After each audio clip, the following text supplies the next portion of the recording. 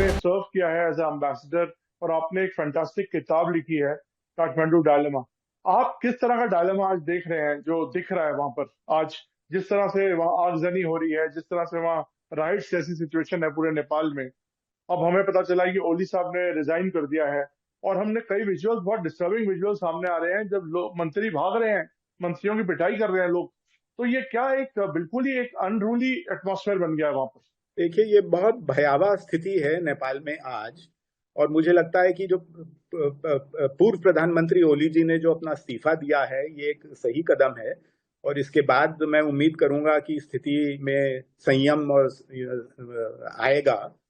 पर हमारे लिए और भारत के लिए और आपके दर्शकों के लिए ये जानना जरूरी कि ये स्थिति आई क्यों नेपाल में। एक नेपाल जो भारत का इतना पड़ोसी देश है और हमारा बहुत घनिष्ठ संबंध है, खुली सीमा है, हमारा आना जाना ओपन है। हमेशा बोला जाता है रोटी बेटी का संबंध है। जी, तो ये क्यों स्थिति उत्पन्न हुई नेपाल में? इसके कई कारण है।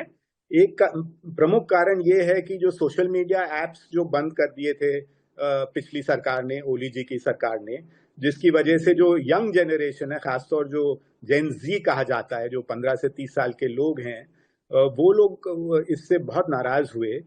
और मुझे लगता है कि जो सरकार थी उस समय की, वो समझ नहीं पाई कि सोशल मीडिया का इम्पोर्टेंस कितना है लोगों की लाइव्स में और लोगों के रोजी रोटी के सिलसिले में, और नेपाल की कितनी जनसंख्या विदेशों में काम करती है, उनके लिए कितना इम्पोर्टेंट है। तो ये एक डिसीजन सही नहीं था।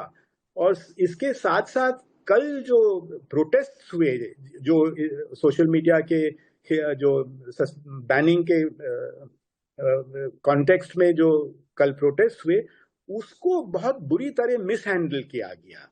इसमें 19-20 नौजवानों की जानें गईं। और आज जो स्थिति हमने देखा, आपने कहा आगजनी हुई है, घरों में आगजनी है, मंत्रियों के और दफ्तरों में जो एक तो आगजनी। शॉट आया कि फाइनेंस मिनिस्टर को दौड़ा दौड़ा के वो भगा रहे हैं, कुछ जी ऐसे विजुअल जी। सामने आए।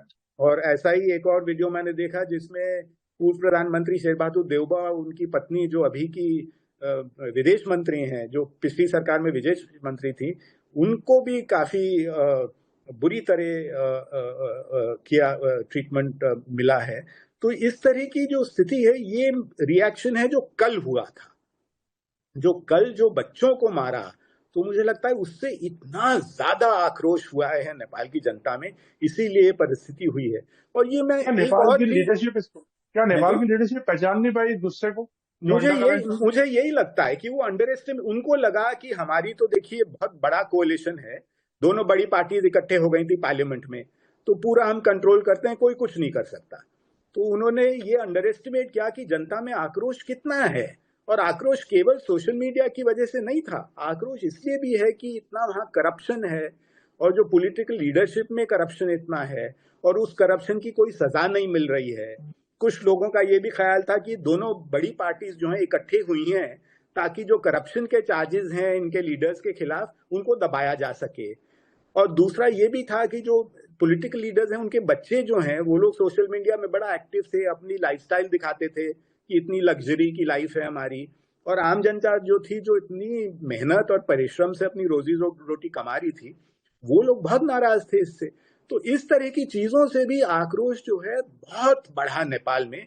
और ये जो है नेपाल की लीडरशिप बिल्कुल अंडर एस्टिमेट कर गई और ये तो। आपको कभी लगता था कि इस तरह से कुछ हो सकता है नेपाल में, क्योंकि देखिए, आपने मुझे वहां सर्व हमेशा, किया है? जब मैं कुछ महीने पहले नेपाल गया था, सब लोग मेरे से पूछ रहे थे, नेपाली मेरे दोस्त जर्नलिस्ट भी, वो मेरे से ये पूछते थे कि नेपाल में आपको लगता है बांग्लादेश जैसी स्थिति हो सकती है?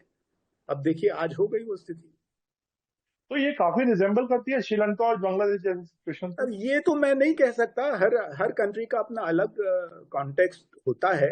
बट नेचुरली इम्पैक्ट तो होता ही है। देखिए, हम लोग सभी एक ही रीजन में रहते हैं, और अब तो दुनिया जो है ग्लोबल विलेज है, तो जो और जगह हो रहा है उसका इम्पैक्ट तो होता ही है। मेरे ख्याल से ये दुनिया में पहली सरकार होगी जो सीधे प्रत्यक्ष तौर पे सोशल मीडिया की बैनिंग की वजह से चली गई, ये बोल जो सकते हैं। हाँ, हो सकता है जी, बिल्कुल। तो इतना ये अंडर एस्टिमेट किया कि जो सिग्निफिकेंस है सोशल मीडिया का, आप तो मीडिया सेक्टर से हैं, जो सोशल मीडिया का जो सिग्निफिकेंस है नेशनल लाइफ में, उसको अब कोई अंडर एस्टिमेट नहीं कर सकता। बहुत इंपॉर्टेंट पॉइंट है सर ये। हेलो। जी जी जी। ये काफी इंपॉर्टेंट पॉइंट है कि सरकारें बोनी हो गई हैं सोशल मीडिया की पावर के आगे। क्योंकि अब जो है कोई भी किसी भी व्यक्ति के साथ डायरेक्टली बात कर सकता है। आपको ट्रेडिशनल मीडिया की जरूरत ही नहीं है, आपको कोई इंटरमीडिएरी की अब जरूरत नहीं है, आप डायरेक्टली जनता से बात कर सकते हैं। तो इसमें पॉजिटिव्स भी हैं, नेगेटिव्स भी बहुत हैं। मैं आखिरी सवाल की तरफ आ रहा हूँ तरफ ने कि आपको क्या लगता है अब क्या कोई नई लीडरशिप उभरेगी? हमने जैसे देखा कि जो मेयर हैं वो आगे आ गए, जो जेल से बाहर एक और लीडर आ गए, तो क्या अब मेन स्ट्रीम पॉलिटिक्स वहां पर की समाप्ति हो गई है और अब क्या नई लीडरशिप उभरेगी?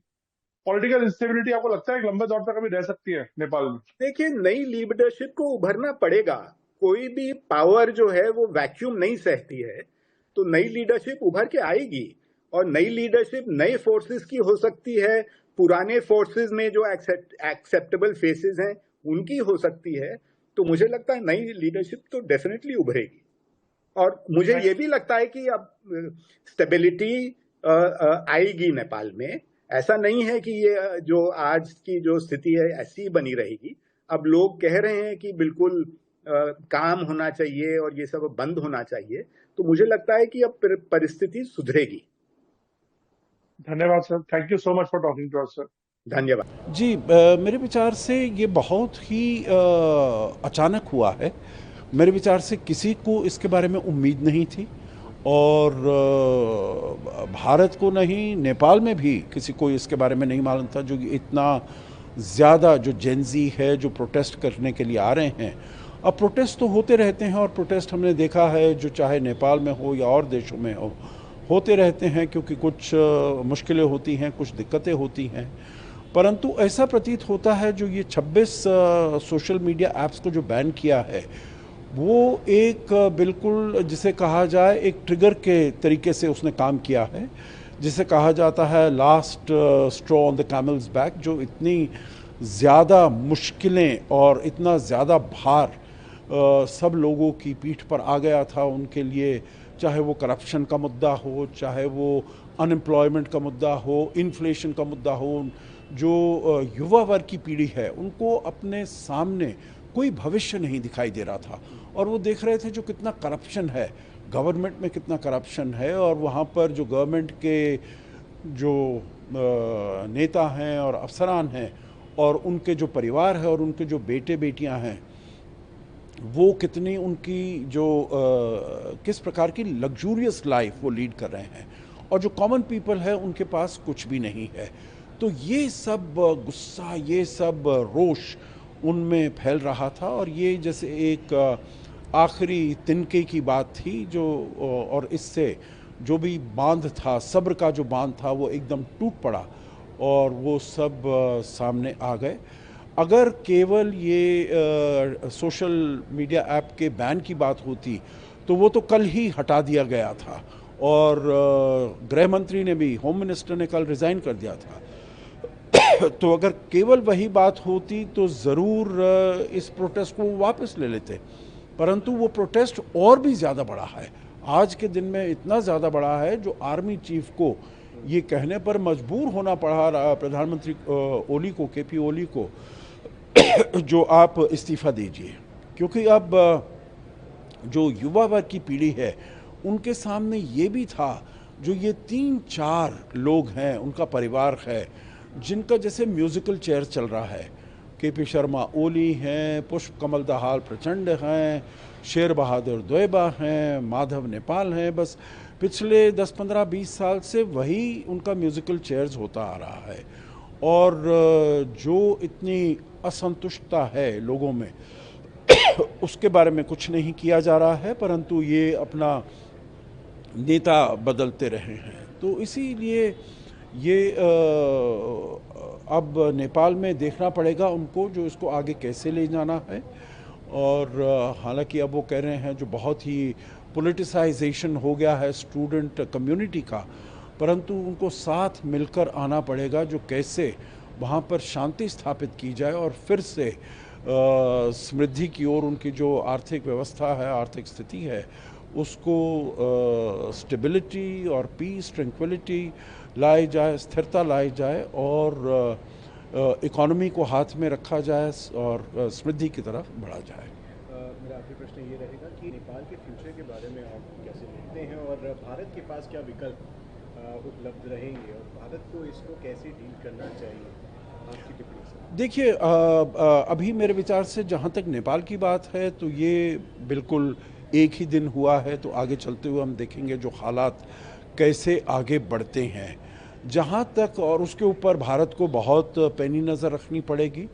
भारत के बहुत ही वहाँ पर कनेक्शंस हैं, कॉन्टैक्ट्स हैं, उन सबको सक्रिय करना पड़ेगा, उन सब के साथ बातचीत करनी पड़ेगी जिससे कि वहाँ पर अशांति और ज़्यादा नहीं बढ़े, वायलेंस और नहीं बढ़े। तोड़ फोड़ जैसे उन्होंने किया है, प्रधानमंत्री के घर में किया है, पूर्व प्रधानमंत्रियों के घर पर किया है, पार्लियामेंट पर किया है, तो उस सब के ऊपर रोक लगाई जा सके। तो ये सब वहाँ पर उनको अपने आप ही जो उनकी लॉ इन्फोर्समेंट अथॉरिटीज़ हैं, जो उनकी आर्मी है, क्योंकि आर्मी को भी बुला लिया गया है इसको स्थिरता लाने के लिए, शांति कायम करने के लिए, तो उन सबको देखना होगा। भारत को सबसे पहले तो अपना जो बॉर्डर है उसको किसी प्रकार से सील करना पड़ेगा। हमारा फ्री बॉर्डर है, बिना पासपोर्ट वीज़ा के लोग आ जा सकते हैं वहाँ पर, तो वहाँ से ऐसे कोई तत्व नहीं आए भारत में जो कि भारत की शांति के लिए जो ख़तरा पैदा कर सकें। और फिर भारत को अपना, हम शुरू से 2014 से कम नेबरहुड फर्स्ट पॉलिसी को हम आगे लेते आए हैं और मैं कहूँगा जो उसमें हमको बहुत सफलता भी मिली है, चाहे वो अपने हमारे संबंध हों श्रीलंका के साथ बेहतर करने के लिए 2022 में जैसे वहाँ पर इतना ज़्यादा मुश्किलात हुई, भारत ने कैसे उनकी सहायता की, करीब 4-4.5 बिलियन डॉलर का उनको आर्थिक मदद की जब उनके पास ना कोई एनर्जी थी, ना खाने को सामान था, ना उनके पास किसी प्रकार की दवाइयाँ थी, फर्टिलाइज़र थे। तो इन सब के लिए भारत ने उनकी सहायता की। ऐसे ही मालदीव्स में भी जो आए थे राष्ट्रपति मोहम्मद मोइज़ू, तो उसके उस पर आए थे, कॉल पर, कैंपेन पर आए थे इंडिया आउट पर उनको भी हमने बातचीत करके अपने साथ अपने संबंधों को सुदृढ़ किया है। और वैसी ही बात अफ़गानिस्तान के साथ भी हम देख रहे हैं। तो मैं समझता हूँ जो भारत के और नेपाल के संबंध बहुत पुराने हैं, बहुत हिस्टोरिकल हैं, बहुत ही सांस्कृतिक सिविलाइजेशनल हैं। तो पीपल टू पीपल कनेक्ट हमारा बड़ा अच्छा है। तो जो वहाँ पर सरकार आती है उसको भी देखना होगा और उनके साथ बातचीत करनी होगी। जो भी वहाँ पर पॉलिटिकल फोर्सेस उभर कर आते हैं उनके साथ हमको कनेक्शन बना कर रखना होगा जिससे कि वहाँ पर स्टेबिलिटी रहे और शांति रहे, स्थिरता रहे और वो आगे समृद्धि के रास्ते पर वो चल सके।